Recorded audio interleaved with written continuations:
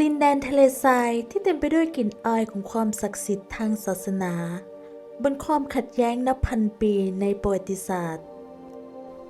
ภูมิภาคอาหรับเป็นหนึ่งในพื้นที่ทางการเมืองอันร้อนแรงที่สุดของโลกและนี่ก็คือประเทศจอร์แดน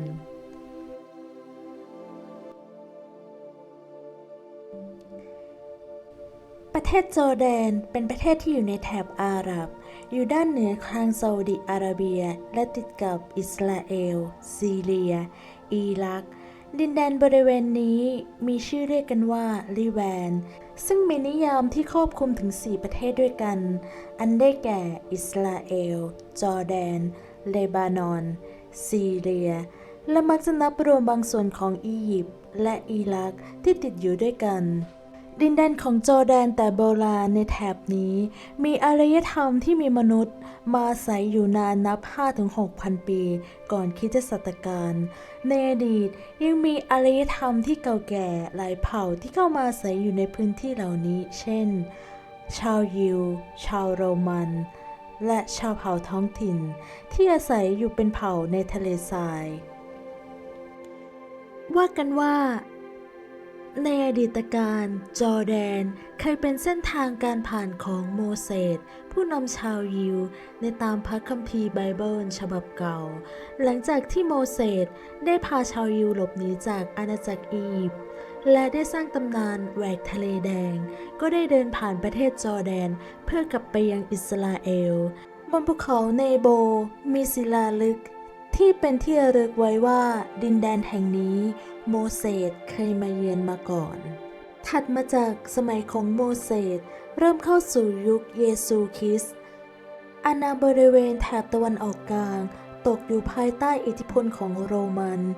เคหสถานของอาณาจักรและนครรัฐในแถบนี้จึงมีกลิ่นอายของคำว่าโรมันอย่างเต็มที่โดยเมืองที่เป็นที่รู้จักและเรื่องลือยังคงรักษาสิ่งปลูกสร้างนี้ไว้จนถึงปัจจุบันนั่นก็คือเมืองเจอรัสที่มีสมญานามว่าเมืองพันเสาเมืองหลวงของจอร์แดนคือกรุงอัลมานถูกใช้เป็นศูนย์กลางการปกครองของทุกอารยธรรมที่มีบทบาทและอิทธิพลเหนือจอร์แดนดังนั้นเมืองเก่าๆก็ยังมีอิทธิพลของโรมันอย่างเช่นเสาหินของวิหารเฮอร์คิวลิสที่สืบทอดกันมาจนถึงปัจจุบันอาณาจักรอีกแห่งที่ร่วมสมัยกับอาณาจักรโรมันคืออาณาจักรนาบาเทียนอาณาจักรนี้มีศูนย์กลางที่ใกล้กับหุบเขากลางทะเลทรายชาวนาบาเทียนได้สร้างเมืองในหุบเขาที่ยิ่งใหญ่เพื่อเป็นจุดพักของขบวนคาราวานจนกลายเป็นสิ่งมหัศจรรย์ของโลกในปัจจุบันและนั่นก็คือเมืองเปตรา สาเหตุที่เมืองเปตาตั้งอยู่บนดินแดนอันแห้งแล้งแห่งนี้แต่กลับมีหินทรายก็น่าจะเป็นเพราะเมืองเปตาตั้งอยู่กับเส้นทางการค้าที่สำคัญของโลกได้แก่เส้นทางตะวันออกและตะวันตกคาบสมุทรอาหรับอ่าวเปอร์เซียจนถึงทะเลเมดิเตอร์เรเนียนและสายเหนือใต้ที่เชื่อมกับทะเลแดงและกรุงมัสกัตของซีเรียนอกจากนี้เมืองนี้ยังมีแหล่งน้ำจืดที่สำคัญซึ่งต่อมาเรียกกันว่าวาดีมูซาหรือหุบเขาของโมเสสเมืองเปตาเป็นศูนย์กลางการค้าขนาดใหญ่จนทำให้นักเดินทางชาวกรีกนำเรื่องราวความมั่งคั่งมาเล่าสู่กันฟังและตามบันทึกของนักภูมิศาสตร์ชาวกรีกได้อธิบายว่าเมืองเปตาเป็นตลาดที่ซื้อสินค้าที่สำคัญที่สุดของโลกตะวันออกอย่างไม้หอมกำยานเครื่องเทศของชาวอาหรับทองแดงเหล็กและเครื่องปั้นดินเผาเมืองเปตาได้เจริญถึงขีดสุดในช่วง50ปีก่อนคริสตศักราชต่อมาคริสตศักราชที่70ในช่วงนี้เปตาถูกปกครองด้วยกษัตริย์ที่มีนามว่าอาริตัสผู้ที่ชาวกรีกยกย่องให้ว่าเป็นฟิโลเดโมสซึ่งแปลว่าผู้ที่รักประชาชนด้วยความมั่งคั่ง ความเป็นเมืองที่อยู่ห่างไกลของเมืองเปตานั้น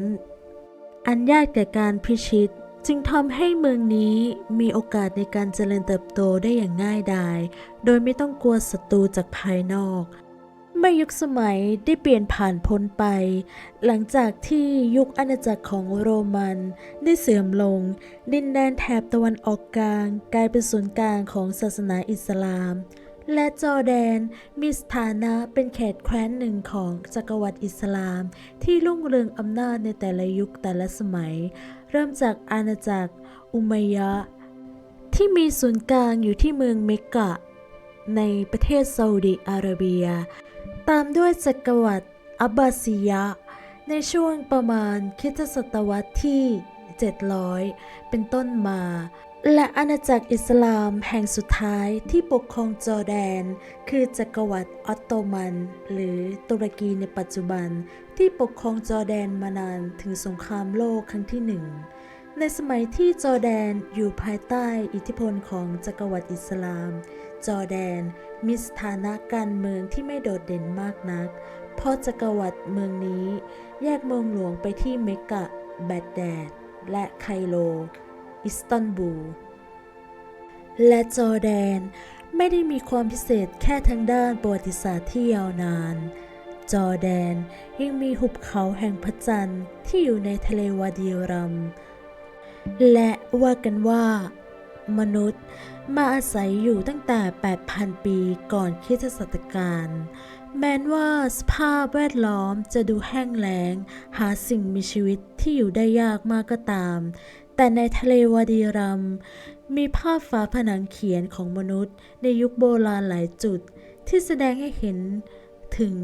วิถีชีวิตความเป็นอยู่ของคนสมัยนั้นทะเลวาดีรัมติดอยู่กับทางตอนใต้ที่มีพรมแดนติดกับซาอุดิอาระเบียปัจจุบันทะเลวาดีรัมนั้นเป็นสถานที่ท่องเที่ยวที่นิยมของนักท่องเที่ยวที่ชอบนั่งรถจิ๊ปหรือขี่อูฐเพื่อสำรวจทะเลทรายรวมถึงการชมศิลปะบนหินโบราณซุ้มประตูธรรมชาติและลักษณะของทะเลทรายวาดีรัมจอร์แดนเป็นประเทศที่เกือบไม่มีทางออกไปสู่ทะเลแต่จอร์แดนมีชายฝั่งทะเลที่ร่วมกับประเทศอิสราเอลและทะเลเดดซีนั้นเป็นหนึ่งในทะเลที่มีความแปลกและพิเศษประหลาดที่สุดในโลก